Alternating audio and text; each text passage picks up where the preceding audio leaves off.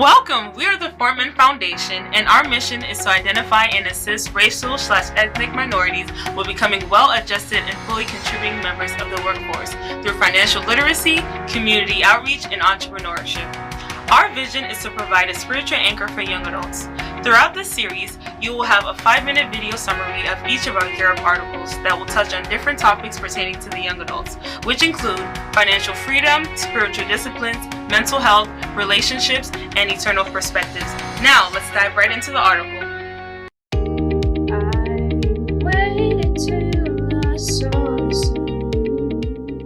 You sound really good. Oh, thanks. But have you thought about how you're going to pay for everything since the last time that we talked? Yeah, my uncle is actually going to be paying for half of my tuition for NYU, and then I basically can do whatever I want and work with the rest. That sounds really great. Yeah. But you know there are better ways to spend your money, right? Like how? Hi, my name is Blue Ray, and today I will be talking about lesson 2 of financial freedom, which is understanding what money is and how it works. So all this talk about money, setting goals, building wealth, and any other money matter. I know at some point we've all asked ourselves, why do these dirty, flimsy pieces of paper matter so much, and why do they have so much control over our lives? To understand this, we need to understand what money is and why it works the way that it does. Money is a means of exchange, a very evolved form of barter, which is basically you give me that and I'll give you this. Now, let's go into our gear for today. G is general characteristics of money, E is exponential growth, A is avoid losing value and money, and R is the rule of 72. For G, the general characteristics of money, there are 6 characteristics of money. The first one is that it is durable. It can be used over and over again. The second one is that it is portable. You can take it anywhere with you. It is very easy to transport. The third is that it is divisible. It can have different values like $5, $10, $15. The fourth one is that it is uniform. People can easily recognize it. The fifth is that it is limited. There is only a certain amount circulating at one time. And the last one is that it is acceptable. People will take it in trade. Now let's talk about E, exponential growth.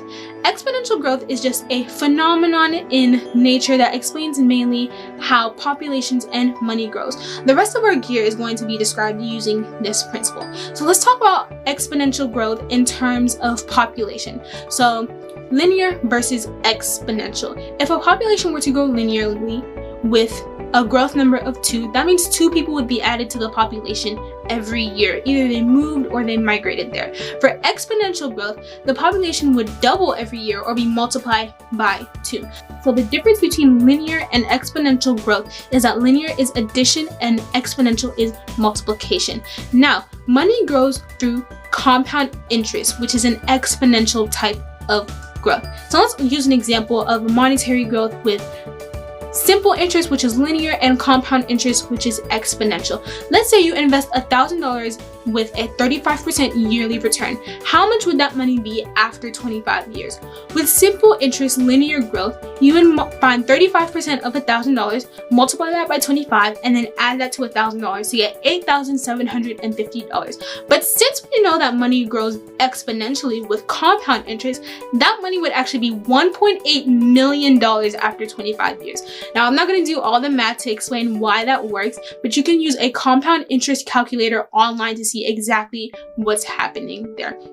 Now, let's go into A, avoid losing value and money. So the same way that investments can grow your money really fast, debt and inflation can eat at your money just as fast. Think of debt as an investment for somebody else. The person that you're paying your debt off to is investing in the money that you're giving them. So with an interest rate and exponential growth, you'll end up paying more than the original debt amount. So let's say you have a $17,000 student loan debt with a yearly interest rate of 6% and you have monthly payments of $400. In the end, by the time you finish paying everything off, you would have paid $19,100 and not $17,000. You would have paid $2,100 more than the actual amount. And if you were paying less than $400 a month, that money would be even higher. So with inflation, it's not really an investment for anybody. It's just the natural rising of prices each year, usually 2%. So let's say today a bag of chips costs $5, but in 10 years that same bag of chips would cost $8.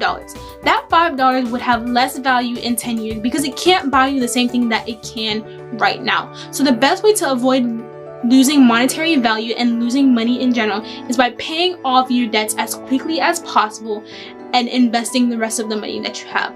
Our last letter is R, which is Rule of 72.